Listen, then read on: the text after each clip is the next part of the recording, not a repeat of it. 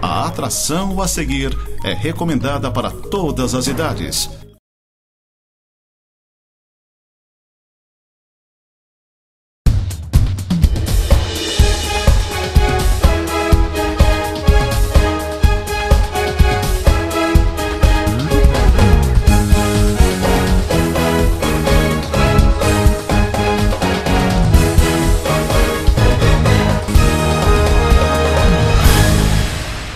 Muito bem, amigos, cá estamos de volta com o nosso Tema Livre, aqui na Nova Era TV, agradecendo a nossa colega Ananda, aqui nos bastidores, e o bate-papo hoje com o nosso deputado estadual, o Márcio Machado. Claro, muita coisa, com certeza, ele tem para nos falar nesses primeiros meses de trabalho como parlamentar. E aí, meu guri, tranquilo? Tudo certo. Primeiramente, Paulo, obrigado pelo convite, uma pessoa que admiro. Opa, obrigado. Pelo teu crédito, eu sou seu aluno. Verdade, foi meu aluno de curso de televisão, né? Isso mesmo, de comunicação, televisão, técnica de entrevista, técnica de apresentação, isso aí. E realmente é um bom professor, né? Tem que continuar os cursos que vale a pena realmente você que quer entrar nessa área da comunicação, porque a comunicação ela não é só para políticos, para apresentadores, mas uma vida como um todo, né? Claro, é verdade. A gente está pensando, renovando esse projeto.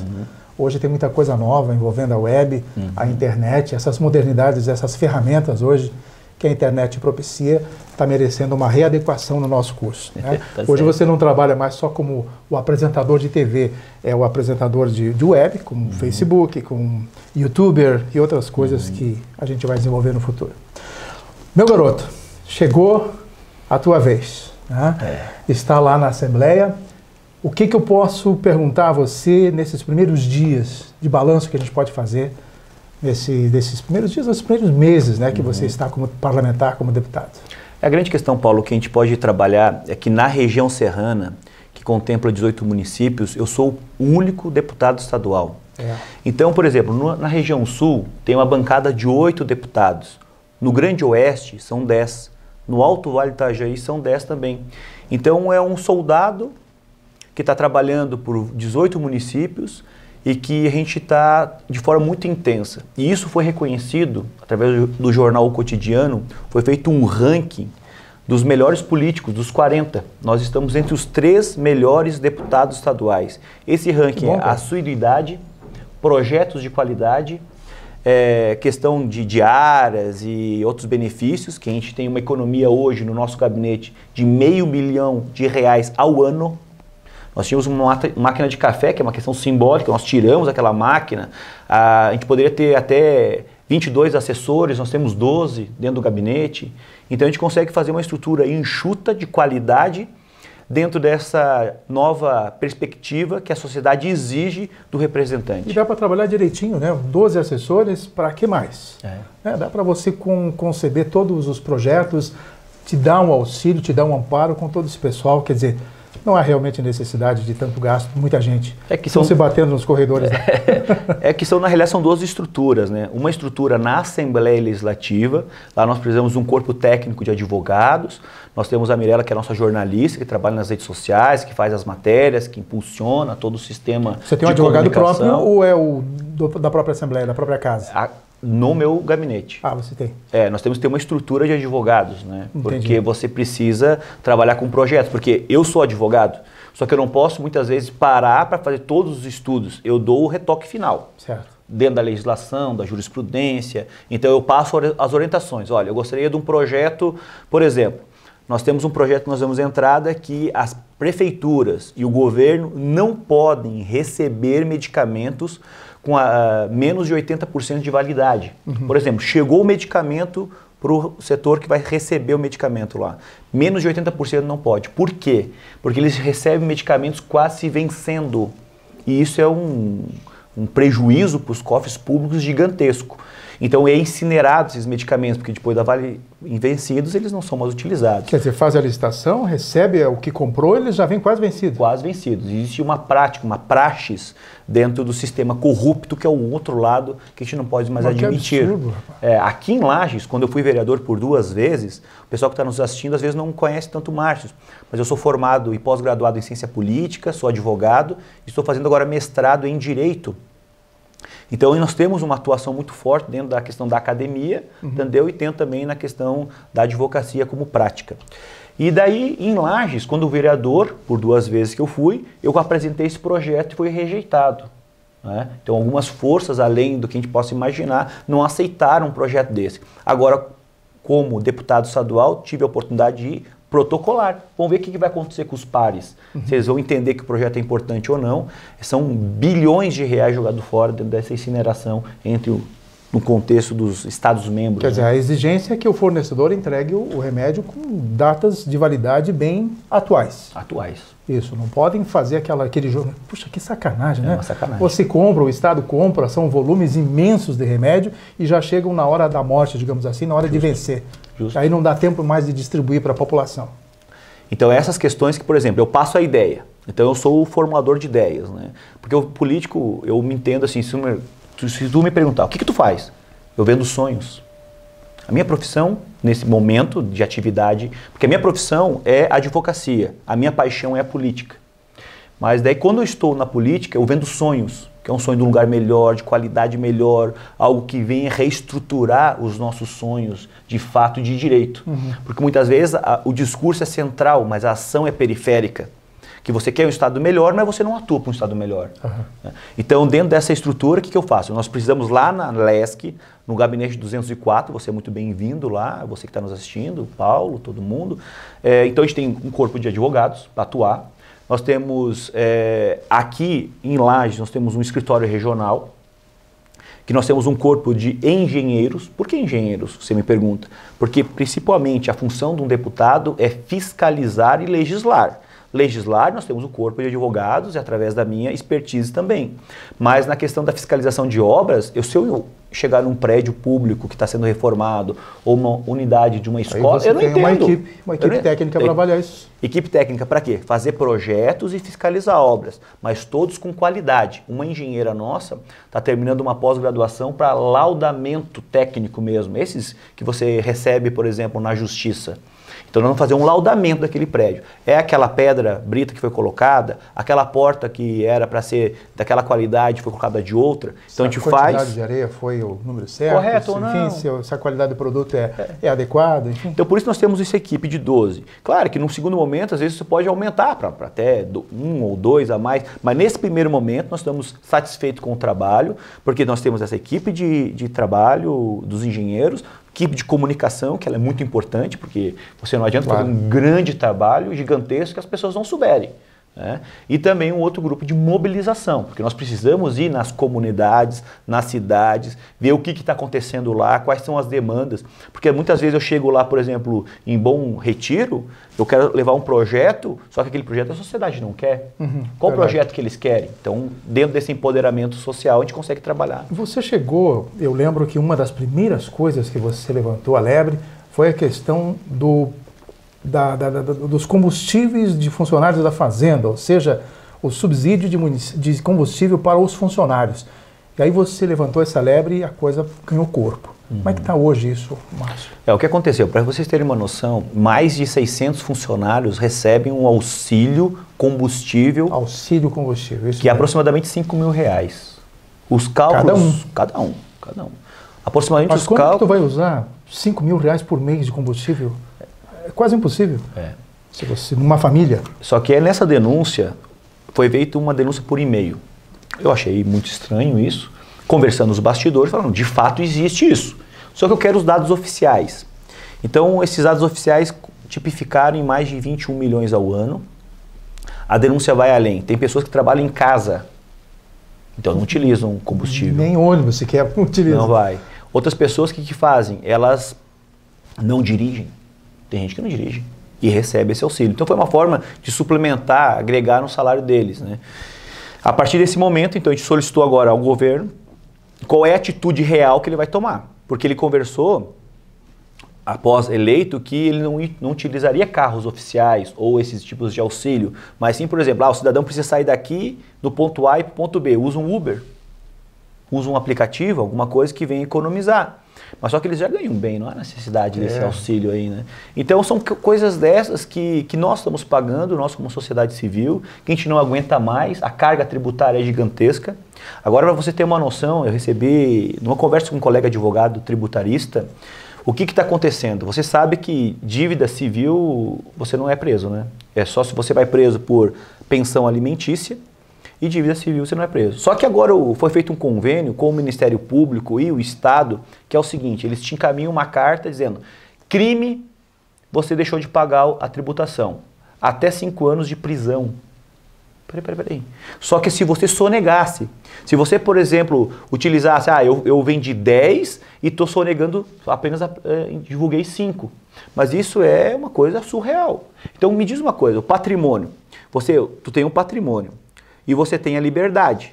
Qual que está acima disso? A liberdade. Então tu vai vender a tua casa, tu vai vender o teu patrimônio para poder fazer um refis, para poder, muitas vezes o pequeno e microempresário não tem mais a empresa. É verdade. Entendeu? Para poder fechar uma empresa é uma burocracia danada. Então agora nós estamos fazendo esse estudo para ver como que a gente pode trabalhar em relação a isso. O Ministério Público não pode utilizar do seu poder, do Estado, para poder inibir o contribuinte, dizendo o seguinte, peraí, ou tu paga ou tu vai preso. Dívida civil não tem prisão, a única prisão que você tem é por pensão alimentícia. Então está tipificado na Constituição Federal, mas aonde diz isso é questão de sonegação pesada, não que você deixou de pagar, porque você vai pagar o imposto, vai pagar funcionário nessa crise danada, vai pagar o funcionário, o imposto deixa de lado. Então nós precisamos ter algumas adequações dentro do sistema. Mas como que vocês vão fazer esse ajuste, digamos assim, no Estado? Isso não é federal? Não, é porque como é um convênio do Estado de Santa Catarina com o Ministério Público para poder cobrar o ICMS, é nosso estadual. Então, por isso que é desses estudos que são importantes.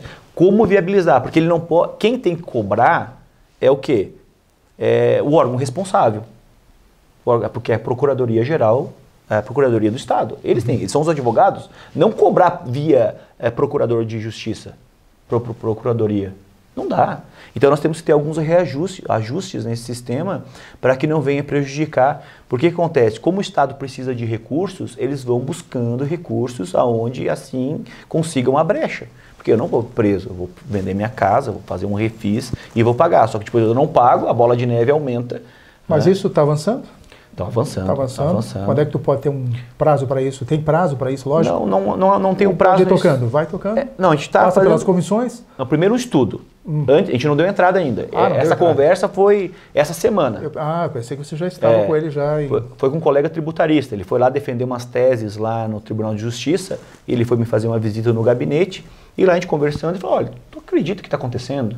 Eu falei, não estou sabendo. Ele me contou, ponto por ponto. Tem até um desembargador que tem uma tese maravilhosa rompendo esse tipo de sistema. Então, a partir desses dados, dessas informações, nós vamos agora buscar os próximos passos. Conversar com o desembargador, ler a tese dele, como é que a gente pode se embasar juridicamente, e assim a gente vai trabalhando. Eu quero puxar um assunto com você que nós dois temos uma bandeira. A Rota Caminhos da Neve. Tá?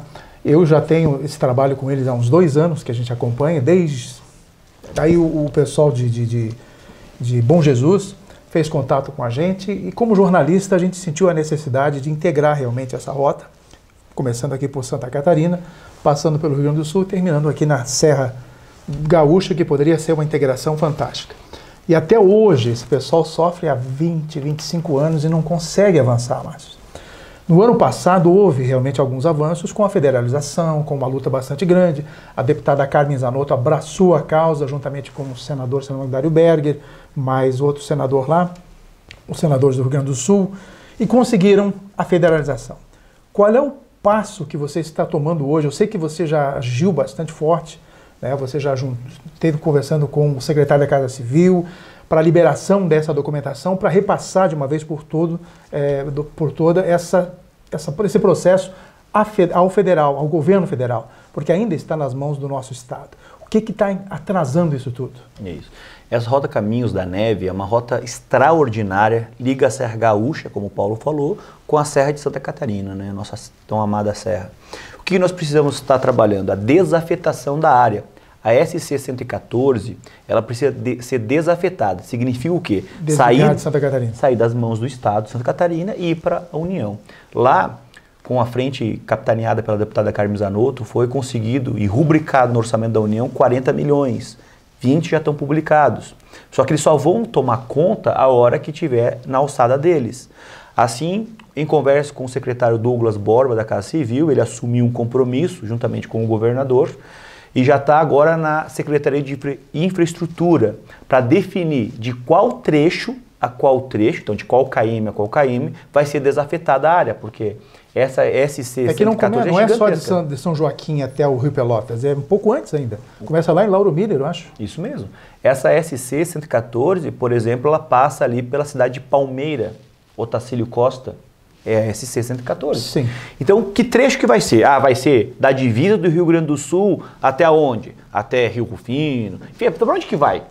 Assim, a partir desse momento, nós vamos fazer o quê? Nós vamos trabalhar, eles vão encaminhar o projeto de lei para a Assembleia Legislativa e aí vai passar pelas comissões. Assim que passar pelas comissões, nós aprovamos o projeto. Então, está nesse pé. Só que quando a gente fala em setor público, é muito moroso. São muitos traves. A gente sente que você faz parte daquele nosso grupo do WhatsApp hoje, a gente percebe o quanto o pessoal está ansioso por uma notícia positiva. Olha, foi desafetada, agora está nas mãos do governo federal, agora a coisa anda. Por que tudo isso, né, Márcio, essa demora? Você tem, de repente, uma ideia de até quando o governo do Estado, porque você está pegando em cima, né? Você está cobrando direto para que isso aconteça o quanto antes. O que acontece é, quando eu encontro o secretário, os pedidos de informações foram feitos. Então, o andamento já está sendo efetuado. Só que quando eu encontro o secretário, por exemplo, na Assembleia Legislativa ou num evento, eu cobro deles. Como é que está a desafetação dos caminhos da neve? Ah, está assim, nós estamos andando. Então, só que é lento. Eu creio que nós já estamos no mês de maio, daqui a pouquinho é junho, julho e as coisas não avançaram. Eu creio que até o final do ano aconteça isso. Sendo bem otimista. É longe demais. Poderia ser amanhã, logo depois, meu Deus. Bem otimista. Porque demora, não é, sai da nossa alçada, né? Sai do meu poder. O meu poder é cobrar. E aí, quando sai o projeto? Vamos lá, manda para nós, manda para nós. Mas você não tem ajuda de mais ninguém? Você está sozinho sendo dessa campanha? Os deputados do Rio Grande do Sul parece que não se mexem para nada. Você tem contato com os colegas gaúchos ou não? Não, porque como está dentro do meu poder de fogo aqui dentro da Assembleia... É que por enquanto ainda está dentro do nosso estado essa desafetação. Isso. Mas o lado do Rio Grande também está com o mesmo processo de Bom Jesus para lá, do Pelotas até Bom Jesus e vai até Gramado, Canela. E lá não estão fazendo nada, então desafeta Santa Catarina e um pouco está tudo travado lá no Rio Grande.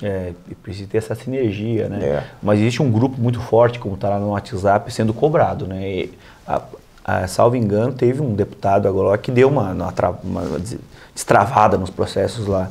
E esse sistema vai ajudar bastante, né? A gente entende isso. Mas agora, claro, Paulo, é demorado. É uma coisa assim que o poder público é tudo moroso, é tudo caro.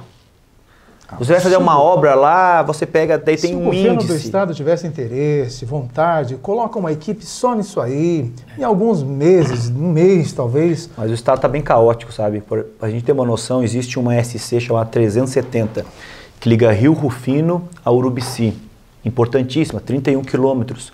O projeto foi feito com mais de 100 milhões de reais. 31 quilômetros. Conversando com o secretário da infraestrutura, o Carlos Haas, ele disse, não, é possível, é muito alto esse valor. Eu pedi para ele refazer o projeto. Então são vários projetos que estão sendo refeitos. Por exemplo, outro projeto, a Serra do Corvo Branco. Então, o que nós queríamos na Serra do Corvo Branco? Vai passar caminhão? Vai passar carro só para contemplativo? Daí agora surgiu uma possibilidade de fazer um túnel para fluxo rápido. Para poder ligar o sul do país com o oeste, com a região serrana. Então, mais um estudo, mais um projeto. Então, a secretaria, ela é uma secretaria que tem uma demanda gigantesca, não só para a Serra Catarinense, mas como o estado como um todo. E eu percebo a angústia e as cobranças dos outros colegas também, de várias SCs, de várias. Então, eu creio que não tem demanda. Não tem demanda, tipo... de engenheiro suficiente para suprir todos esses projetos. Entendi. Então, o que eu sei que o projeto está em andamento, porque é um levantamento topográfico. Olha só que interessante isso. Só que o mais que me assusta é que o quanto tempo foi desafetada, foi federalizada, porque teve todo esse movimento em nível do Congresso Nacional, e Santa Catarina ficou parada. Porque se tivesse feito o levantamento topográfico, sai do quilômetro, sei lá, 13 e vai para o quilômetro 75, não sei. Do quilômetro X ao quilômetro Y. Aí já estava mais avançado. Agora tem que fazer o projeto do início. É por isso que demora as coisas. Entendi. Nós estamos quase encerrando, quer dizer, temos uns 4 minutos ainda. Me diz uma coisa, qual é a tua posição dentro da Assembleia? Você com relação ao governo, mais oposição, centro, ou como é que você tem trabalhado? O meu trabalho, já que vem seguindo uma linha, é um trabalho de proposição. Nós somos propositivos. Uma conversa com o governador, eu falei, eu nunca vou vir aqui lhe pedir um cargo. Eu vou lhe pedir recursos para a minha terra, para a minha região, para o meu estado. É isso que eu trabalho. Então, para a gente ter uma noção, eu trabalhei agora com o Hospital de Olhos de Palhoça, que vai ser gerido pelo Lions Clube. Eu colhi a assinatura dos 40 deputados, não era do Márcios. São dos 40 deputados da Assembleia. Faltam 3 milhões para iniciar o atendimento, que vai atender 60% pelo SUS. Olha só que interessante. E dá lucro. Porque em Passo Fundo tem um hospital de olhos lá que é gerido com qualidade e dá lucro. Então, o que acontece? São demandas desse naipe que nós estamos trabalhando, sem propositivo. Tem coisas que eu não posso votar a favor do governo. Claro. Por exemplo, vai reduzir o duodécimo para o décimo. Eu posso votar contra o estudante? Não posso. A minha linhagem vem do movimento estudantil, vem da academia. Como é que eu vou trabalhar em relação a isso? Não é possível. Mas demandas importantes para o desenvolvimento, como agora a reforma administrativa, que a única emenda que eu fiz é para que seja fixado a tarifa do esgoto em 60% cobrado pela Casan em nível estadual. Isso é uma proposição minha. Agora, se vai passar pelas comissões, eu não sei, porque existem outros interesses escusos que você não entende. Quando eu fui colher assinatura, tem deputado que não quis assinar comigo para apresentar a proposta. Mas espera aí, o decreto diz até 100% do que consome de água é a tarifa do esgoto. Mas dos mais de 100 municípios que têm tarifa do esgoto gerido pela Casan, todos são 100%. Lages é 80%. E a tua relação com o município hoje? A relação, Lages, com o Seron, por exemplo. A minha relação é uma relação técnica. Eu já fiz uma reunião com o prefeito Seron, dizendo que eu estou à disposição pelos interesses de Lages. Eu vou trazer emendas. Final do ano nós temos 6 milhões de emenda, cada deputado estadual. Claro que é escalonado, uma parte para a saúde, para a infraestrutura e educação. Envolve a região toda. Envolve a região toda. Mas eu já coloquei o meu grupo da engenharia a fazer projetos nos bairros, com questão de pavimentação de ruas, casa comunitária, capela mortuária, quadra de esportes. Claro. Então nós estamos trabalhando. Com o prefeito Seron, eleição lá de 2016 que nós perdemos, ficamos em segundo lugar, está tudo certo. Ela já passou, foi um momento. Eu tenho que colocar minha bandeira do lado e a bandeira tem que ser Lages. Mas esse não tem que ser um discurso apenas, tem que ser uma ação efetiva. Você colocou 2016 e 2020. Você se enquadra numa eleição ou fica na Assembleia? Eu dei a palavra, não podia Paulo. Deixar de perguntar para vocês. Eu sei que você tem uma expertise aí na questão do jornalismo. 2020, Márcios Machado não é candidato a prefeito. Eu dei a palavra. Eu sou o único da região. Eu não posso errar. A região depende de mim. Houve quem errou, mas você não erra. Eu não posso errar. Então o que acontece? Por exemplo, hoje à noite, nessa semana agora do mês de maio, nós temos uma audiência pública para discutir o aprimoramento da lei do queijo. Mas só peraí, foi feita uma lei com várias mãos, mas tem que aprimorar. Nós temos reconhecimento da capital de São Joaquim como a capital catarinense dos vinhos finos de altitude. Eu estou trabalhando com Palmeira que seja a capital catarinense das carnes de qualidade. Mas tem que ter um lugar para vender uma carne de qualidade, uma carne refinada, uma carne que você tem um sabor. Você sabe que a Petrópolis hoje está avançando para todo o estado e deve exportar também para outros estados. Isso é carne do boi criado a pasto e precoce e de raças britânicas, né? Justo. A gente acompanha. Quer dizer, nós temos hoje a melhor carne, basicamente, do estado de Santa Catarina, aqui na Serra Catarinense. Então nós temos que pensar assim, eu tenho que sair debaixo da árvore e olhar a floresta. Como é que está a floresta? Como é que eu posso trazer desenvolvimento para a Serra Catarinense? Como é que nós precisamos pensar de forma entrelaçada? Porque Urupema, Urubici crescendo, Lages cresce, São Joaquim vai se desenvolver, Bom Jardim da Serra a mesma coisa. Então como trabalhar desse tipo de ação efetiva? E aí eu tenho que ter 4 anos para poder trazer resultados, o povo ter orgulho do meu trabalho. E até buscar a própria reeleição dentro da Assembleia. Essa é a meta. Então. Reeleição. A reeleição, ela não é questão de vaidade, é é a comprovação do teu trabalho. Será que o trabalho do Márcio está legal? Vai ser a reeleição que vai garantir ou não. Embasado no teu trabalho. Embasado no meu trabalho. Cara, o nosso tempo realmente parece que estava sobrando, mas a gente começou a falar. Eu quero conversar contigo muitas e muitas vezes, né, viu, Márcio? Esse ano, ainda no decorrer, vou falar com essa moça bonita ali, a tua assessora. Ela tem realmente mandado o teu material, a gente está acompanhando e vamos te dar realmente um apoio bastante grande aqui na nossa casa, enfim, nos meus espaços de comunicação.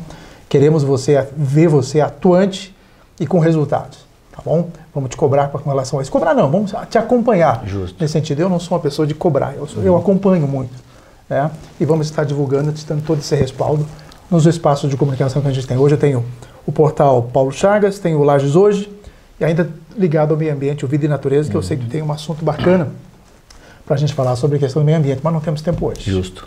Tá bom? Obrigado, então, pela nossa entrevista. Obrigado, Paulo. Fique com Deus. Lá. Parabéns pelo seu trabalho. Fico muito honrado de estar aqui com você. Contem comigo, me adicionem lá no Facebook, no Instagram, Márcios Machado, para a gente fazer um trabalho extraordinário. Legal. Obrigadão, meu guri. Assim nós encerramos então o nosso tema livre de hoje. E a semana que vem, se Deus quiser, mais um bate-papo com alguém. Ou, sei lá, né? A gente fica aqui discutindo também alguns assuntos, mesmo sozinho. A Nana já sabe como é que é. Abraço a você, Nana. Abraço a você, Mirella. E a gente volta semana que vem. Até lá.